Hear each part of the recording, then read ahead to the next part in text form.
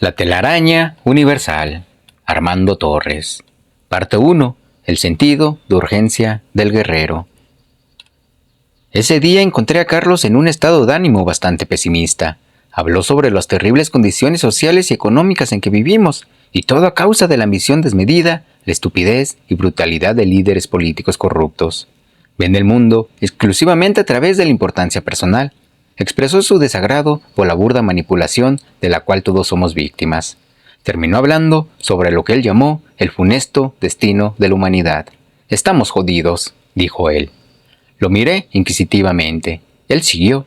Como si no fuera suficiente encontrarnos asolados por entidades de otros mundos, todavía nos enfrancamos en destruirnos a nosotros mismos. Como raza, casi ya no hay esperanza para nosotros. Dentro en breve estaremos extintos, así como los dinosaurios. Continuó. Para los brujos, todo viene en secuencia de 3. Por eso, prestan especial atención a los eventos que pasan, previo a alguna decisión o en momentos claves, porque los consideran como mapas del intento, que indican la tendencia de que va a suceder a continuación. Luego, con total desapego y sin considerar ganancias o conveniencia personal, aceptan o rechazan las proposiciones del espíritu. He visto que, efectivamente, los brujos toman muy en serio la regla 3. Usan la sucesión de eventos como un indicativo de por cuál dirección sigue el tema que se está tratando. Un guerrero no deja asuntos inconclusos ni cabos sueltos. Así que, dando seguimiento a la tradición, aquí cumplo con los requerimientos de la brujería, de modo que así cerramos el ciclo. Basados en esto, continuó Carlos, si analizamos la historia de la humanidad, la conclusión es que estamos irremediablemente perdidos. Te estoy hablando de extinción masiva, el fin de la raza humana. Sus palabras me agitaron sobremanera. Le pregunté si como vidente él había visto el final. En respuesta dijo que no era necesario ser un vidente para saber qué nos espera. Como ejemplo, mencionó la Primera y la Segunda Guerra Mundial. Incluso profetizó el día de nuestro fin, me dijo en un acento argentino. «Tenéis muy poco tiempo, che. Si fuera tú, me pondría a trabajar como loco», concluyó diciendo. «La verdad es que estoy feliz de que no estaré aquí para verlo». De súbito, me entró un temor racional, que se volvió obsesión y luego pánico. Pensaba que de veras el mundo estaba por acabar. De hecho, en esa época avancé mucho en mi trabajo de recapitulación. Cuando comenté acerca de la profecía del Nahual con algunos compañeros, estos se burlaron de mi credulidad. Por algún tiempo resentí la treta que me puso Carlos, que me hubiera pasado su paranoia, pero después me di cuenta que fue ese sentimiento lo que me llevó a cruzar el umbral. Fue la estrategia del Nahual lo que me dio el empujón que necesitaba para adquirir un verdadero sentido de urgencia. La frase, no dejes para mañana lo que puedes hacer hoy, cobró un verdadero significado para mí. Me di cuenta que mi maldición había sido siempre el procrastinar. Mi vida era un rosario de pendientes. Encontré en mis apuntes una plática en la que Carlos habló algo más sobre el sentido de urgencia. El sentido de urgencia es un sentimiento que uno desarrolla y entrena, como se puede entrenar el olfato, el oído o el paladar.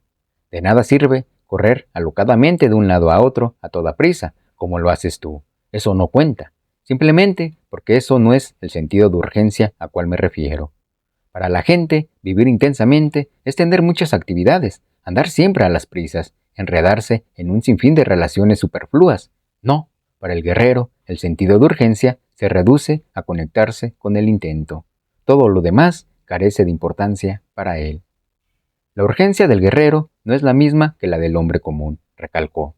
Para este, ser urgente significa apresurarse para aumentar sus posibilidades de ganancia. Para el guerrero, el sentido de urgencia es una presión interna que lo obliga a actuar impecablemente. Tratando de entender el terreno en que pisaba, le pregunté, ¿genera ese sentimiento alguna sensación física? Uno la siente como una presión que viene desde las entrañas. Ese sentimiento es algo que puede suceder poco a poco o de golpe. Respondiendo a otra pregunta, me dijo, solo la verdadera conciencia de la muerte puede darnos el empuje necesario para adquirir el sentido de urgencia.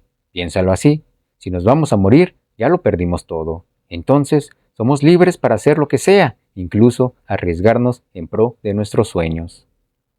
La desgracia es que nadie cree que se vaya a morir, al menos no hoy, no en este momento. Pero eso es una ilusión que nos debilita, porque al creer que tenemos tiempo, dejamos todo para después, primero las pequeñas cosas, luego cuestiones de vida o muerte. Solo la conciencia de la muerte pendiente puede llevarnos a actuar impecablemente. Solo eso puede darnos una verdadera sacudida, que nos obligue a actuar. Mientras pensamos que somos inmortales, no nos movemos. Al final, todo lo que cuenta es qué tan impecables somos en nuestro día a día. Eso es lo que determina si podemos seguir adelante o no. Mirándome de frente, dijo, ¿sabes que no hay seguridad alguna de que terminemos vivos esta plática? Sentí un escalofrío recorrer mi columna vertebral. Dije que estaba de acuerdo con él, pero que tener la idea constante de la muerte en mi mente causaba que anduviera siempre aprensivo, con todo a mi alrededor. Dijo, la única forma de actuar es sabiendo que ya te moriste. Si logras alcanzar ese sentimiento, entonces todo entra en su lugar. Solo actuando impecablemente puedes vencer la obsesión. Nuestra perdición es creer que vamos a vivir para siempre, que tenemos todo el tiempo del mundo, cuando en realidad no lo tenemos en absoluto. Por eso, el guerrero vive cada segundo tan intensamente como le sea posible. Se mantiene permanentemente consciente del toque de la muerte. Al principio de nuestra relación, siempre que llegábamos al tema de la impecabilidad, parecía que se acababan los argumentos, así que, de nuevo, le pedí que aclarara el concepto. Dijo, la impecabilidad requiere focalizar toda la atención posible en los detalles. Demanda estar conscientes de todo lo que pensamos, hablamos y hacemos, las 24 horas de cada día, sin descanso. De hecho, después de abandonar la flojedad natural, uno se acostumbra tanto a vivir de adentro del flujo que ya no acepta ninguna otra opción. Una vez don Juan le dijo a Carlos, deja de procrastinar, cambia ya. A lo que Carlos le replicó, que a lo mejor no le interesaba cambiar. Don Juan le contestó entonces que no comprendía cómo era posible que él viviera disgustado con su vida y aún así se rehusaba a cambiar.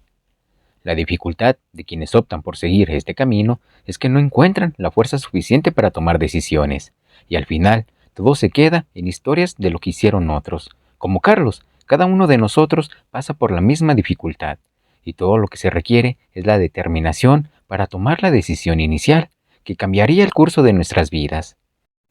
Había entre los brujos del linaje de don Juan la discusión de por qué hacían lo que hacían, y la respuesta fue que era debido al miedo a la muerte. Sostenían que el miedo a la muerte es lo que nos impulsa hacia adelante. Otros tenían la versión de que el amor a la vida, no el miedo a la muerte, era lo que les impulsaba a seguir en línea recta, pero no es lo mismo.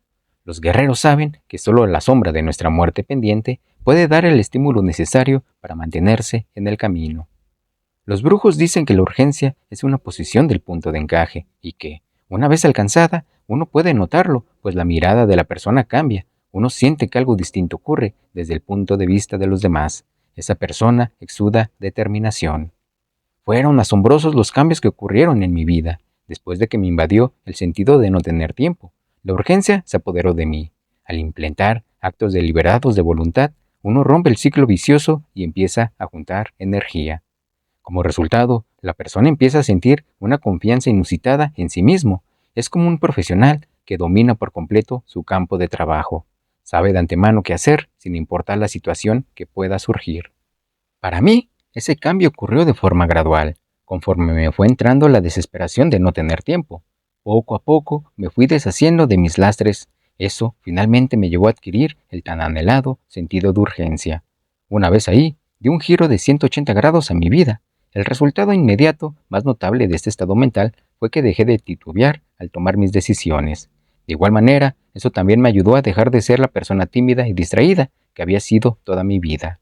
Me volví más alerta, dejé de desperdiciar totalmente mi energía y a través de estrategias concretas pasé a manejar el ahorro de mi energía de manera inteligente. El sentido de urgencia nos lleva a nunca desperdiciar ni un solo minuto, dijo él, a estar alerta todo el tiempo. Pero eso no implica desesperarse ni obsesionarse por nada.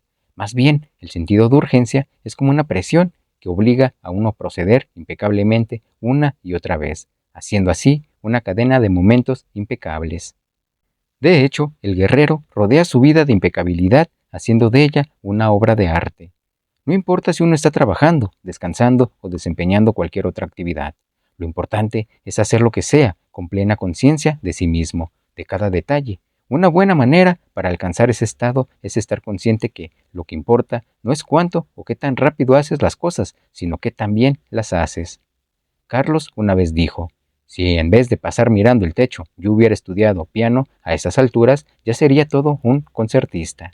Lo que quería decir con esto es que todos desperdiciamos nuestras vidas en actividades superfluas, como ver la televisión o sentarnos frente a la computadora por largas horas. Hay que ser muy cuidadosos en qué empleamos nuestro tiempo. Si uno no lo entiende, puede terminar adicto u obsesionado por actividades que lo desvían del camino. En otra ocasión, él expresó: el guerrero se esfuerza por ser productivo, creativo y, de ser posible, revolucionario en lo que hace. Un guerrero nunca tiene prisa y nunca desperdicia el tiempo. Por eso está siempre ocupado en alcanzar algo, evitar algo o lograr algo.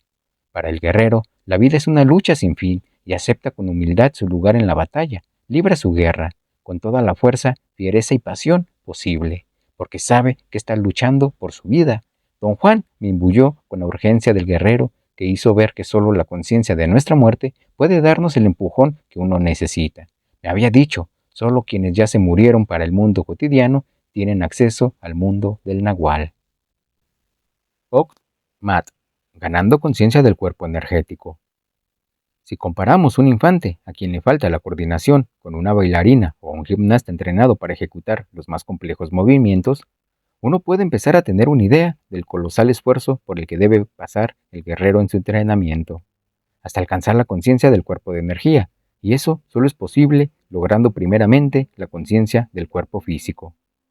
Por lo general, para lograrlo, se requiere un arduo trabajo de curación y ejercicios. Eso se hace por medio de terapias, tanto orgánicas como psicológicas. No viene al caso tratar de explicar aquí los tratamientos orgánicos, ya que estos varían de individuo a individuo, pero hay mucho sentido en tratar el tema desde el nivel psicológico, porque este sí puede ser alcanzado por medio de las palabras, que, por más descabelladas que sean, siempre abren un espacio a través de la masa luminosa, de forma que las proposiciones, aunque extraordinarias, pasan a formar parte de nuestro ser total, al principio tal vez como meras fantasías o elucubraciones mentales. Sin embargo, al ganar fuerza, una idea puede transformarse en poder y así alcanzar grandes realizaciones. Esa es la razón por la cual los guerreros eligen tan escrupulosamente en donde fijan la atención. La toma de conciencia debería ser llevada a cabo primeramente de modo explicativo y ordenado. Sin embargo, algunos brujos no opinan así y lanzan el aprendiz al agua, por así decirlo, y deja que aprenda a nadar por sí solo. Muchos han muerto por seguir ese método, lo que ha contribuido en gran medida para que incluso entre practicantes de brujería aumente la mala fama de los nahuales. Para lograr un verdadero efecto, el aprendiz debe abrirse a todas las posibilidades, razonando que el mundo es, de hecho, mucho más misterioso que nuestras más locas fantasías. A nivel psicológico, todo lo que hay que hacer para percibir la energía es aceptar su existencia, pero no se trata de decir simplemente lo acepto. El asunto es un poco más complejo que eso. Lo que los brujos llaman aceptación es un convencimiento total y absoluto. No debe de quedar duda, ni la más mínima sombra de duda. Este es un nivel donde la fe se transforma en experiencia y esta en conocimiento de primera mano. No creo que tenga un cuerpo energético. Lo siento, lo percibo. Yo soy el cuerpo energético, actuando a través del cuerpo físico. Entre mis camaradas, en un principio, recibimos la tarea de repetir frases como: soy un campo de energía, siento la energía, percibo la energía, siento mi punto de encaje. Si uno empieza a repetir afirmaciones por el estilo, la fuerza de la sugestión se abre paso hacia la conciencia y lo que al principio eran solo afirmaciones intelectuales se vuelven percepción real. Es como si se rompiera un sello o una barrera dentro de uno. Es cierto que, para lograr tal grado de certidumbre, se necesita una energía extra. Esta se puede acumular a través de seguir una serie de estrategias conocidas como el camino del guerrero, lo cual incluye la terapia orgánica, los ejercicios para fortalecer la voluntad y el cuerpo físico y todo lo demás. Sin embargo, al final lo que realmente cuenta es que tan impecablemente vive uno. Para quien está en el camino, conocer el proceso y prepararse para la transición es lo más indicado. Muchos lectores lamentan no poder experimentar lo mismo que experimentó Carlos bajo el tutelaje de Don Juan. Sin embargo, si alguien fuera a tener esas experiencias, sin antes estar preparado, lo más seguro es que se moriría, ya sea de insuficiencia energética o por el tremendo impacto que causa la percepción dividida, así como los viajes a mundos alternos. Los manicomios están llenos de videntes casuales. La conciencia de la masa energética se logra de la misma manera que se alcanza la conciencia del cuerpo físico, dándose cuenta. Lo que cuenta es darse cuenta. Ahora es difícil de recordar, pero en el principio pasamos años aprendiendo a percibir y a usar nuestro cuerpo físico. De igual modo, uno debe tomarse el tiempo que sea necesario para percibir cada fibra vibrante que nos compone. Al hacerlo, terminamos por sentir y atestiguar la energía directamente. Para eso, es de vital importancia buscar el silencio, ya que, mientras estemos distraídos por el diálogo interno y por las proyecciones de la mente, es imposible hacerse consciente de planos más sutiles. Un ejercicio básico es contemplar las propias manos. El enmarañado energético que nos forma es una burbuja vibrante, consciente en muchos niveles. Su complementario, el cuerpo físico, es la usina de energía de la cual se alimenta. El cuerpo energético, como debidamente lo llama Carlos en sus obras, es intuitivo y trata de comunicarse con el yo, todo el tiempo, pero con muy poco éxito. La razón de esto es porque la mayoría de la gente está aturdida a causa de las fuerzas que nos impulsan, como son las pasiones, el deseo, el sentido de poseer, etc. Además, el cuerpo energético no siempre habla a través de palabras, sino que se comunica directamente por medio del sentir y de la intuición. Para los videntes, el hombre es un enredado de líneas de energía que se asemejan a fibras de luz.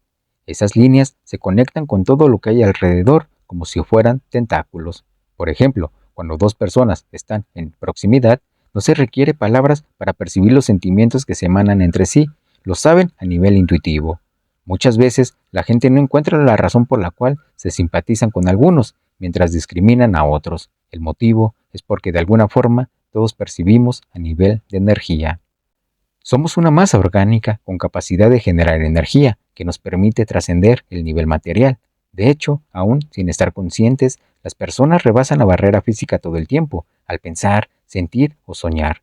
Estamos actuando desde un plano distinto que obviamente no es el nivel físico. Asimismo, es posible extender la energía con la pura voluntad hasta el punto de tocar un objeto o persona. De la misma manera, se puede percibir la intención que existe por detrás de todo lo que hay.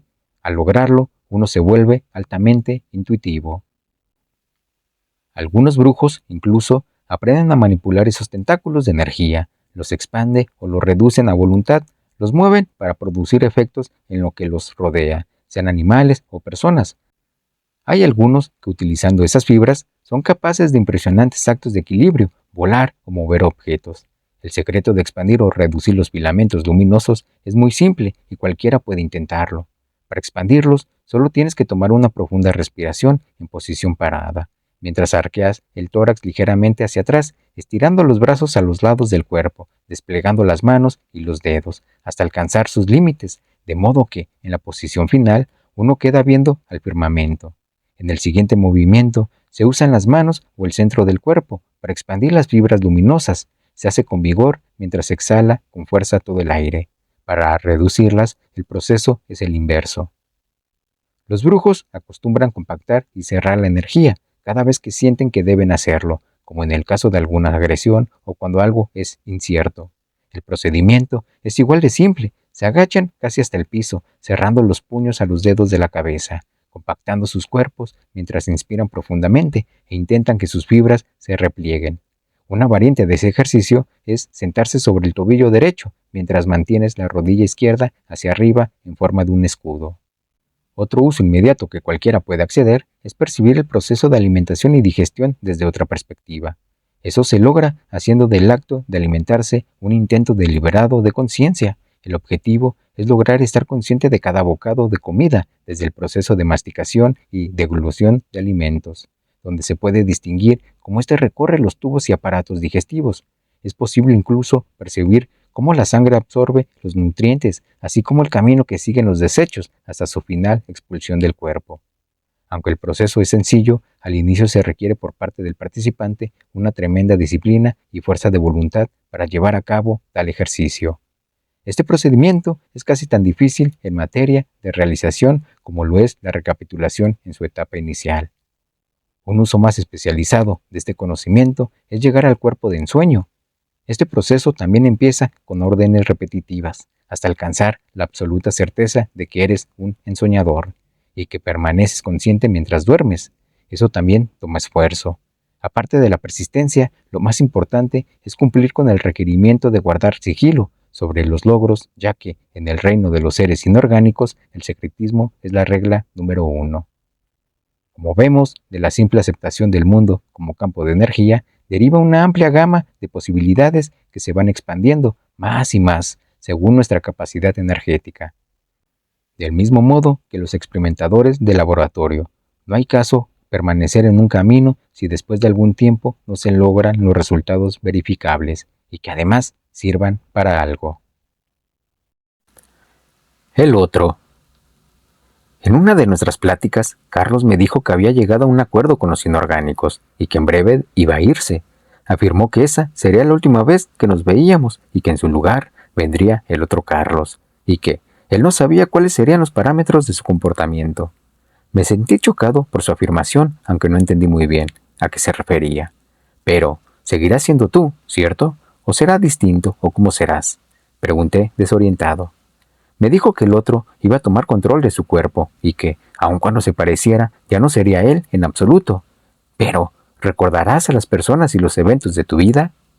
Explicó que el otro tendría total acceso a la memoria de forma que sí. Él recordaría todo y a todos. Dijo que solo sentía no haber tenido tiempo suficiente para llevar a cabo lo que él llamaba el plan del Nahual. Se refería a algo que me había contado previamente. Se trataba de una maniobra increíble que él tenía planeado junto con las brujas, en el cual ellas abrirían una grieta entre los mundos. Los brujos, como broma, llaman a esa hendidura en el espacio-tiempo la vagina cósmica. La idea era que por esa abertura pasarían todos aquellos que estuvieran preparados. En una ocasión, incluso previó un posible escenario, donde, después de cruzar al otro lado, no quedaría nadie para cerrar la apertura, que seguiría creciendo y creciendo como un agujero negro. Primero serían tragados los carteros, luego los policías, que vendrían a investigar, y así sucesivamente. Con un aspecto muy serio, dijo: «Sabemos que es una apuesta muy alta, pero otros ya lo han hecho en el pasado, y creo que nosotros también podemos hacer lo mismo con la ayuda de la masa de practicantes. De no funcionar, yo podría morirme», concluyó sombrío. Mis futuros encuentros con Carlos ya no fueron lo mismo. Por un lado, él era el mismo hombre, pero de alguna forma ya no era el mismo. Se metió en escándalos de faldas, empezó a dar grandes seminarios, se volvió un empresario, masificó los pases mágicos llamándolos tensegridad. Luego, a causa del deterioro físico, lo dejó todo en mano de las mujeres. No me malinterpreten, creo que ellas han hecho un magnífico trabajo. Han llevado algo de práctica a quienes no tenían nada. Y por cierto, entre los centenares de movimientos que practican, están aquellos que dejó el Nahual, grabados con su intento. Él me platicó de eso en una ocasión cuando, después de enseñarme un movimiento, dijo: «Este pase es un salvaguarda de emergencia. Está imbuido con un intento especial. Es como un código que permitirá a los practicantes para que, después de terminar su tiempo en esa tierra, puedan encontrarse y unirse al grupo del Nahual en el otro lado». Con esto, Carlos dejó abierta una maravillosa oportunidad a todos los que quieran aprovecharla. Él abre la puerta y da la bienvenida a quienes quieran emprender juntos esta fantástica aventura que se nos pone enfrente, por el simple hecho de haber nacido. El plan del Nahual no se hizo realidad tal y como él lo pensó en aquella ocasión, pero ahora, con miles de practicantes de los movimientos, se abre una nueva oportunidad y el cruce de al Nahual aún es posible. Carlos ya allanó el camino, ahora es solo querer recorrerlo. Así que, desde este punto de vista, lo que hacen los practicantes de la tensegridad tiene todo el sentido del mundo. Se están preparando para el encuentro con el Nahual. Los brujos de ambos linajes hablan del otro lado, como un lugar donde las actividades continúan después de dejar la forma física, y que además allá uno tiene que luchar por la supervivencia, justo como es aquí. En eso, por lo menos, no hay cambios. Los videntes ven cómo al morir en este mundo el cuerpo energético se desprende del cuerpo físico con un chasquido, y dependiendo del grado de atención, disciplina y preparación del sujeto que pasa por la transición, puede pasar dos cosas: una, que se olvide de sí mismo de manera casi instantánea, o que logre mantener la conciencia, en cuyo caso, si tiene la capacidad de encontrarse con su comunidad, tendrá ciertamente mayores oportunidades de perdurar. Aventurarse en el otro lado no es cosa de broma, más bien es como entrar en una selva, llena de animales feroces. Esa, por sí sola, es una buena razón por la cual uno debe conocer y practicar los pases mágicos.